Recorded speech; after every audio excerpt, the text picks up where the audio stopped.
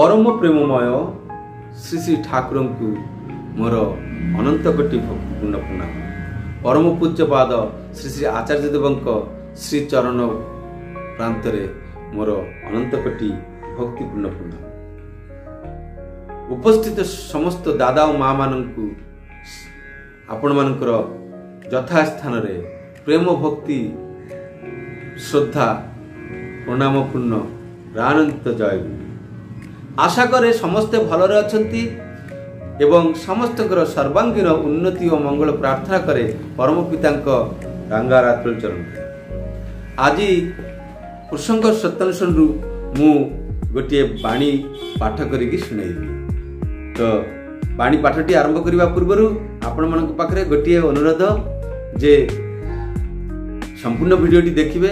आज एठी सुंदर सुंदर परम पूज्यपाद श्री श्री पितृदेव कही गप गुड़िक अच्छी आप शुणिले बहुत भल लगे। आउ यही बाणी माध्यम आम पाठ करू विश्वास किपरि आसे, किपरि विश्वासटा गाढ़ हुए एवं अकपट हो पार एवं संपूर्ण निर्भरशील हो पार। विश्वास कले सब किछि संभव। विश्वास रे मुक्ति साधना रे उन्नति लाभ करिवार पंथा उचित पंथाटा कौन यही सब विषय आपण माने एही भिडियोटी रे जानिबा को पाइबे। तो आसंतु विलंब न करी पाठटी आरंभ करिबा। जदि साधना रे उन्नति लाभ करिबा को चाह, जदि साधना रे उन्नति लाभ करिबा को चाह तेबे कपटता त्याग कर। एही बाणी उपरे आज पाठटी परम पूज्यपाद श्री श्री पितृदेव बाणीटी आलोचना करिबा पाई कहिले। श्रद्धेय तनु घटकदा अर्थात निखिल घटकदा जी ख्यातनामा प्रसिद्ध संगीतज्ञ थिले। प्राय आपण मानकु जनाथिबो जो अमर संगीत अमीय संगीत परम पूज्यपाद श्री श्री पितृदेव रचित से गीत तुमार रंगे हृदय आमार रंगा यही गीतटी रचना स्वर दे निखिल घटक। सी कहते जे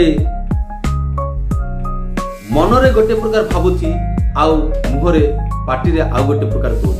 श्री श्री पितृदेव कहते मनरे गोटे प्रकार कहूँ आउ मनरे गोटे प्रकार भावुची आउ पार्टी अन्य प्रकार कहूँ। एटा किपरि सेटा बुझेकी कहब तो सेते बेले तनु घटकदा कहते जेमिति मु स्वार्थान्ध हेई दीक्षा नेली मोर निजर स्वार्थ धंदा रखिकी बड़ भक्त हेबा पाई बड़ साधक हेबार भाव देखैली एवं सेही भाव अनुकरण करी चलीछि। श्री श्री पितृदेव कहले हेले तो ठीक अछि, एठी तो कपटतार किछि नै। जो उद्देश्य नै से दीक्षा नै चंदी सेही भली भाव रे तो करूछि। भक्त बा साधक हेबा रो भाव अनुकरण करी चलीछि। हेले जेपरि कहिला सेमती भाव चलला। हेले कपटताटा कौन जेमिति मिथ्या कथा कहवा भल नुह। मु कहली मिथ्या कहवा भल नहीं। जड़े आसिक मते पचारे जे अमुक अच्छंती कि गोवर्धन दा आछंती कि गोवर्धन दा किंतु आसीछंती किंतु मु कहली नाई। पुणी किए आसी कहले एठी गोटे फाउंटेन कलम पड़ीथिला देखिचंती कि मु कहली नाही। किछि समय पूर्व ही ताकु मु गोटे नी तो मु एठी मिछ कथा कहली। तेणु जहाँ आमे करूनु ताहा उपरे उपदेश देवा उचित नुह। उपदेश देवा पूर्व से उपदेशटा मो जीवन रे मूर्ति हवा आवश्यक। जमिति मु उपदेश दउची प्रतिदिन सकाळ संध्यारे प्रार्थना करिवा उचित। प्रत्यह अति प्रत्युषरे उठी इष्टवृत्ति करिवा दरकार। किंतु मु ही केबे मोर ही ठीक नहीं। मु केबे 7टा केबेटा 8टा केबे 9टा रे इष्टवृत्ति करे। प्रार्थना मध्य ठीक नहीं। हेले ତାହାର ଫଳ ମଧ୍ୟ ଫଳେ ନାହିଁ। ତେଣୁ ଅପରକୁ ଉପଦେଶ ଦେବା ପୂର୍ବରୁ ନିଜ ଭିତରେ ତାହା ମୃତ୍ୟୁ ହେବା ଆବଶ୍ୟକ। ଠାକୁର କହିଛନ୍ତି ମାଛ ମାଂସ ଖାଆନି, ପିଆଜ ରସୁଣ ମାଦକ ଛାଡ଼ିବା ପାଇଁ।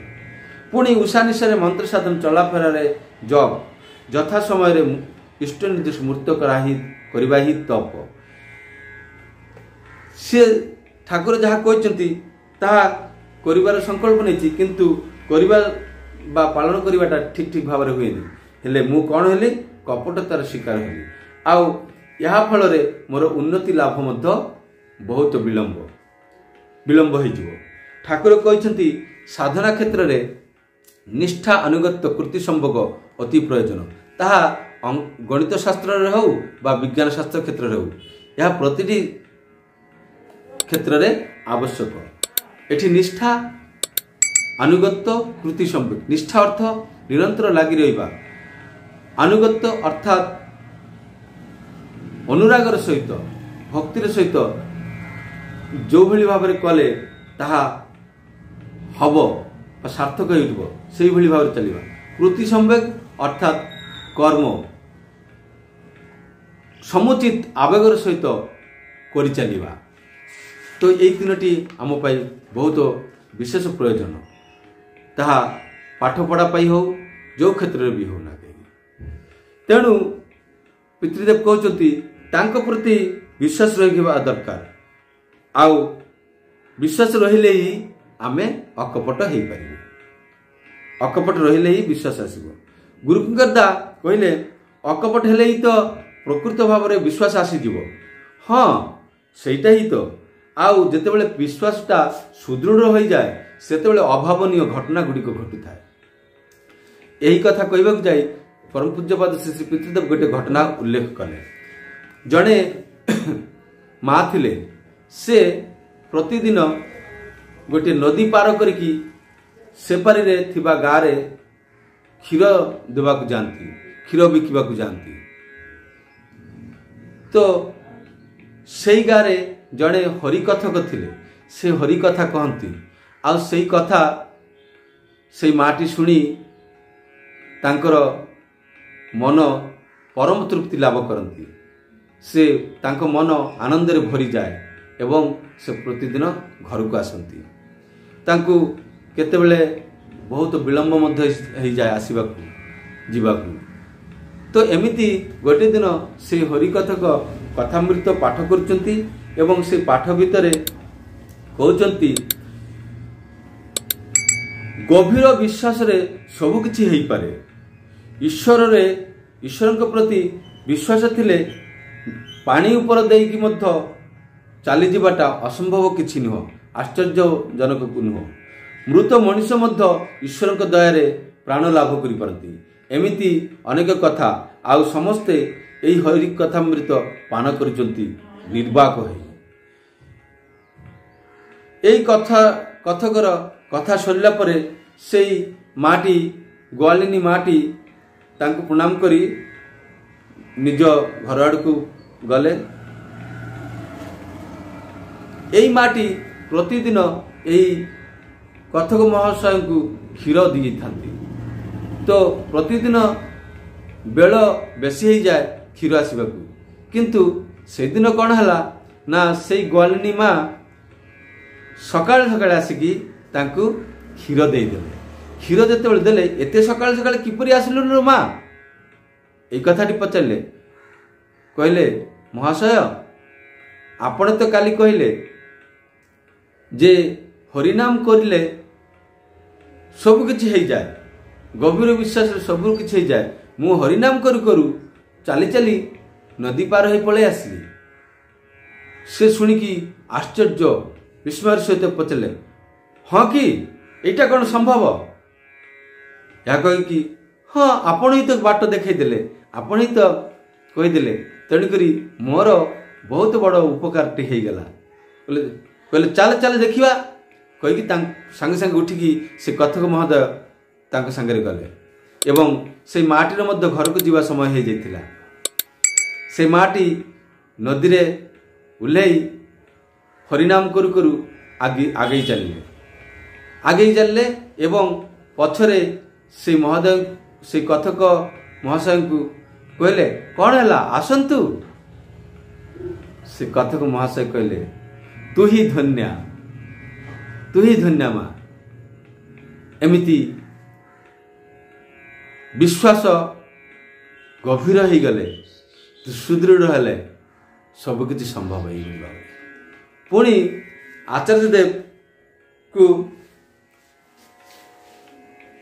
आउरी गोटे प्रश्न पचारे हेले संपूर्ण भाव निर्भरता न आसिले कौन तांकर दया आंब मान को मिलेनी ठीक ठीक विश्वास निर्भरता यही तीनोटी ही सिद्धि लक्षण ठाकुर सत्यनारायण कहते ठीक ठीक विश्वास निर्भरता यही तीनोटी ही ठीक ठीक विश्वास निर्भरता और आत्मत्याग यही तीनोटी सिद्धिर लक्षण आठी प्रश्न पचार संपूर्ण निर्भरता न आसिले कौन तांकरी दया पाई हुए विश्वास सुदृढ़ हेले निर्भरता आसी जाए यही हाँ पितृदेव कहते तांको पथरे चालू चालू अज्ञात सार निर्भरता आसी जाए आउ से मुहूर्त निर्भरता आसीबा मात्रे ही तांकरी दया लाभ करी पुणी पितृदेव कहते शुणे आउ गोटे गप कहते दाक्षिणात्य भ्रमण काल रे श्रीमान महाप्रभु चालू चालू भावावग बसरे गोटे वृक्ष तले छिड़ा होते गभीर अरण्य मध्य छिड़ा होते ता संगरे थिले गोविंद दास तांको पाखरे ही छिड़ा होते से देखिले गोटे बहुत बड़ महाबल बाघ भाया बाघटे चली आसुची सीधा से यह देखी गोविंद दास मनरे भय जात है से डरू थाए एवं भावु थाए शेषर जीवनटा कौन यही महाबल बाघ पेटरे जीव एमती किसी समय भाविला परे परक्षण भावुचंती महाप्रभु तो अच्छी तांकरी चरणाश्रित मु एमती भावी महाप्रभु श्रीमुख दर्शन करी आड़े तांको मुह दर्शन करुचंती दर्शनरत अच्छी से एमती समय देखिले जे बाघटी आसिला आसिकी श्रीमान महाप्रभु पाद तले बसिला बसिकी मुहटा ताहा अंगरे महाप्रभु अंगरे घोषी होची एवं तांको देहर सुगंध को पान करुची सुगंध आघ्राण करुची किसी समय एमती कला परे से बाघटी गोविंद दास आड़कू बिल्कुल न नहीं से वृक्षेपण करी जंगल आड़ को प्रवेश कले एमती किया घटना परम पूज्यपाद श्री श्री पितृदेव कहउचंती एवं कहिबा परे कहउचंती ठीक यही प्रकार गोटे घटना मते जଣା अछि जहाँ श्री श्री ठाकुर सहित घटी थिला समस्ते आग्रह सहित कौतूहल सहित आग्रह कहउचंती कौन से घटना एमती घटना घटची कहबे कि आज्ञा टिके कहतु एमती अनुरोध आग्रह सहित समस्ते तांकड़ को नहीं थिबा बेलकू श्री श्री पितृदेव से घटनाटी उल्लेख करचंती अनेक दिनर कथा सेतेबेले आम देश रे बहुत बेसी जंगल थाए अनेक बड़ बड़ जंगल थाए असंभव बण से जंगल रे हरिण बाघ एवं घुसुरी बड़ बड़ घुसुरी एवं अन्य हिंस्र जंतु मान रही था सेतेबेले वर्ष को थरे दी थर यही बारबुला लोक माने बा घुसुरी पालक माने कौन करती शह शह घुसुरी धरिकी से माने आसंती यही शह शह घुसुरी मानक भितरे 5-6टा लेखा बड़ बड़ घुसुरी रही था जो घुसुरी गुड़िक बाघ सहित फाइट करे यही घुसुरी गुड़िक दिन सारा जंगल रे जंगल जात सारू एवं अन्य ଖାଦ୍ୟ ପଦାର୍ଥ ଖାଆନ୍ତି। ବିଭିନ୍ନ ପ୍ରକାର କୁତ୍ସିତ ଖାଦ୍ୟ, ପୋକ, କୀଟ ପତଙ୍ଗ ଇତ୍ୟାଦି ଖାଇ ଦିନସାରା ଖାଇଲା ପରେ ସନ୍ଧ୍ୟାବେଳେ ଆସିକି ସେମାନେ ଗୋଟିଏ ଗୋଲ ବୃତ୍ତାକାରରେ ସେମାନେ ଗୋଟିଏ ଜାଗାରେ ରାତ୍ରି ଯାପନ କରନ୍ତି। ତ ସେଦିନ ମଧ୍ୟ ଏମିତି ଘଟିଲା। ଜଙ୍ଗଲ ପାଖରେ ଗୋଟିଏ ଜାଗାରେ ଘୁଷୁରୀ ମାନେ ବୃତ୍ତାକାର କରି ସେଠି ରାତିରେ ଶୋଇଛନ୍ତି। ଶ୍ରୀ ଠାକୁର ପରମ ଭକ୍ତ କିଶୋରୀ ମୋହନ ଦାସଙ୍କ ଘର ଯିବା ବାଟରେ ଗୋଟିଏ ଶ୍ମଶାନ ପଡ଼ିଥାଏ। ଆଉ ଶ୍ମଶାନ ପାଖରେ ଏଇ ଘୁଷୁରୀ ଗୁଡ଼ିକ ବୃତ୍ତାକାରରେ ଶୋଇଥାଏ। ତ ଶ୍ରୀ ଠାକୁରଙ୍କ ସହିତ ଜ୍ୟୋତିଷ ଘୋଷଦା ଲଣ୍ଠନ ଧରି ତାଙ୍କ ସାଙ୍ଗରେ ଚାଲିଛନ୍ତି। ରାତି ପ୍ରାୟ 9ଟା-10ଟା ହେବ। କିଶୋରୀ ମୋହନ ତାଙ୍କ ଘର ଆଡ଼କୁ ଯାଉଛନ୍ତି। ଯିବା ବାଟରେ ଦେଖିଲେ ଯେ ଘୁଷୁରୀ ଗୁଡ଼ିକ ବୃତ୍ତାକାର ହୋଇ ଶୋଇଛି। ପରମ ପୂଜ୍ୟବାଦ ଶ୍ରୀ ଶ୍ରୀ ପିତୃଦେବ ଏହି ଘୁଷୁରୀ ମାନଙ୍କ ବିଷୟରେ এই କାହାଣୀ ଭିତରେ ଆଉ ଟିକେ କଥା କହିଲେ ଦେଖେ এই ଘୁଷୁରୀ ଗୁଡ଼ିକ ଦିନସାରା ମଇଳା ଆବର୍ଜନା କୁତ୍ସିତ ପଦାର୍ଥ ଗୁଡ଼ିକ ଖାଆନ୍ତି, ଏଟା ସତ, କିନ୍ତୁ ଶୋଇବା ବେଳେ ସେହି ସ୍ଥାନର ପୁରା ପରିଷ୍କାର ପରିଚ୍ଛନ୍ନ ରଖନ୍ତି। ଯେତେବେଳେ ସେମାନଙ୍କୁ 1 କିମ୍ବା 2 ଲାଗେ ପରିସ୍ରା କରିବାର ଆବଶ୍ୟକତା ହୁଏ, ସେତେବେଳେ ସେହି ସ୍ଥାନରୁ ବାହାରେ ଆସିକି ପରିସ୍ରା କରିକି ପୁଣି ସେଇଠି ଯାଇକି ଶୁଅନ୍ତି। ସେମାନଙ୍କ ଶୋଇବା ସ୍ଥାନଟା ଅତି ପରିଷ୍କାର ପରିଚ୍ଛନ୍ନ ରହିଥାଏ। ଶ୍ରୀ ଠାକୁର ଯାଉଛନ୍ତି କିଶୋରୀ ମୋହନ ଦାସଙ୍କ ଘର ଆଡ଼କୁ। ଗଲାବେଳକୁ ଦେଖୁଛନ୍ତି ଗୋଟିଏ ଚିତାବାଘ ଯେମିତି ଧୂର୍ତ୍ତ ସେମିତି ଭୟଙ୍କର ହେଇଥାଏ। ସେ ବଡ଼ ବଡ଼ ଆଖି କରିକି ବସିଛନ୍ତି ଶିକାର କରିବା ପାଇଁ, ଯେମିତି ଆଗରେ କୌଣସି ଶିକାର ସେ ଦେଖିଛି।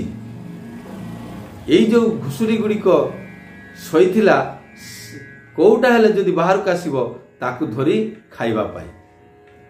ସେତେବେଳେ ଶ୍ରୀ ଠାକୁର ଜ୍ୟୋତିଷ ଘୋଷଦାକୁ କହୁଛନ୍ତି, ଜ୍ୟୋତିଷ ତୁ ଗୋଟେ କାମ କରେ, ଲଣ୍ଠନଟା ତଳକୁ ରଖେ ଏବଂ ଠିକ୍ ଚିତାବାଘ ଭଳି ହାମାଗୁଡ଼ି, ବଙ୍ଗଳାରେ ହାମାଗୁଡ଼ି କହନ୍ତି, ଚିତାବାଘ ଭଳି ଚାଲି ଚାଲିକି ତା ଫିସ୍ ଆୱାଜ କରିକି ତା ଆଡ଼କୁ ଚାଲିଯା। ଯେମିତି ଆଦେଶ ପାଇଲେ ଜ୍ୟୋତିଷ ଘୋଷଦା ସାଙ୍ଗେ ସାଙ୍ଗେ ସେମିତି କରିକି ଫିସ୍ ଆୱାଜ କରି ବାଘ ଆଡ଼କୁ ଆଗେଇ ଗଲା। ଯେମିତି ଆଗେଇ ଗଲା, ବାଘ ଡିଆ ମାରି ଆଉ ଗୋଟେ ଜାଗାରେ ପଡ଼ିଲା। ପୁଣି ଜ୍ୟୋତିଷ ଘୋଷଦା ଫିସ୍ କରିକି ତା ଆଡ଼କୁ ଆଗେଇ ଗଲା। ଏମିତି କରି 3-4 ଥର ଡିଆ ମାରି ସେ ଜଙ୍ଗଲ ଆଡ଼କୁ ପ୍ରବେଶ କରିଗଲା। ଘୁଷୁରୀ ଗୁଡ଼ିକ ବଞ୍ଚିଗଲା। ସେତେବେଳେ ଜ୍ୟୋତିଷ ଘୋଷଦାଙ୍କୁ ଶ୍ରୀ ଠାକୁର ଏଥର ହେଲା, ଆଉ ଦରକାର ନାହିଁ, ଶଳା ତୋ ଡରରେ ଚିତା ମଧ୍ୟ ପଳେଇଲା ବନ ଭିତରେ। ତ ଜ୍ୟୋତିଷ ଘୋଷଦା ଅକପଟ ଥିଲେ, ତେଣୁ ନିର୍ଭୀକ ମଧ୍ୟ, ଚିରଶାନ୍ତ ନିଶ୍ଚିନ୍ତ। ପରମ ଦୟାଳ ଶ୍ରୀ ଠାକୁର ହିଁ ତାଙ୍କ ଜୀବନର ସର୍ବସ୍ୱ।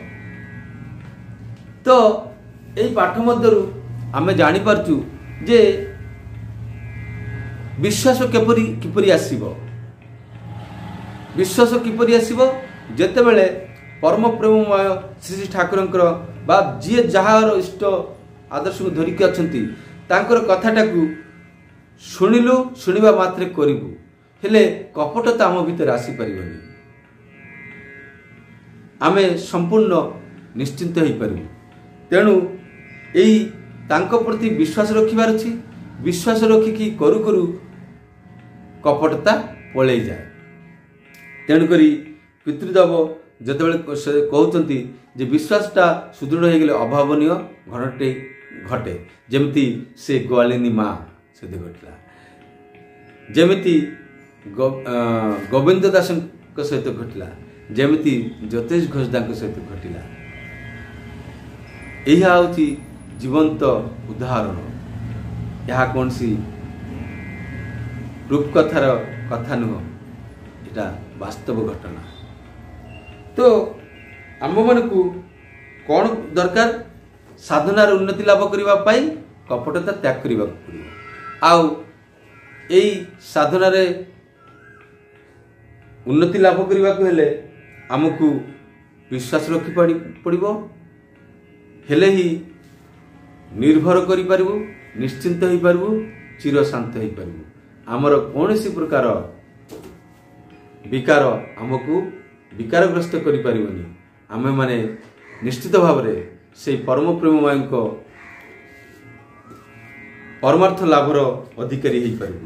यही बाणीटी इष्ट प्रसंगर